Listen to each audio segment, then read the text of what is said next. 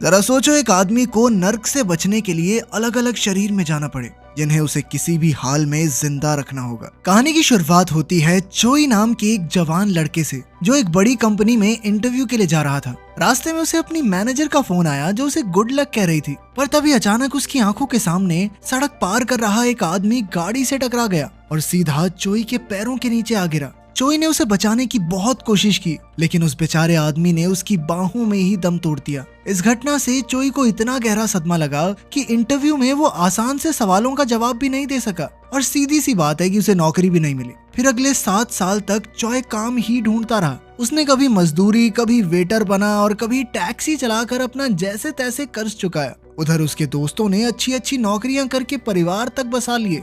इधर हजारों रेज्यूमे भेजने के बाद भी चोई को अच्छी नौकरी नहीं मिल रही थी। इसी तरह वक्त गुजरता रहा, लेकिन उसकी जिंदगी में कोई बदलाव नहीं आया। फिर एक दिन उसे उसी कंपनी में दोबारा इंटरव्यू के लिए बुलाया गया जहां वो 7 साल पहले गया था। जब मैनेजर ने देखा कि वो इतने साल से लगातार अलग अलग छोटे मोटे काम करके गुजारा कर रहा है, तो वो चोई की लगन से काफी प्रभावित हुआ। ये देखकर एक बार फिर चोई की उम्मीद जाग गई। लेकिन फिर थोड़ी देर बाद ही उसे खबर मिली कि जिस कंपनी में उसने पैसे इन्वेस्ट किए थे वो तो ठप हो गई है और उसका सारा पैसा डूब गया। ये सुनकर वो गुस्से से भर गया और सीधा इन्वेस्टर के घर जाकर गुस्से में उसका दरवाजा तोड़ने लगा। तभी पड़ोसियों ने उस पर पुलिस बुलवा दी। बेचारे चोई की जिंदगी में कुछ भी अच्छा नहीं हो रहा था। अब चोई हताश होकर अपनी मंगेतर जेनी के घर गया तो उसने देखा कि वो किसी दूसरे आदमी की महंगी गाड़ी से उतर रही थी। जब जेनी ने चोई को देखा तो उसने चोई की मदद करने के लिए उसे कुछ पैसे दिए, लेकिन चोई ने उससे नाराज होकर कहा कि वो उसे भूल जाए, क्योंकि वो नहीं चाहता कि जेनी अपनी जिंदगी एक नाकाम इंसान के साथ बिताए।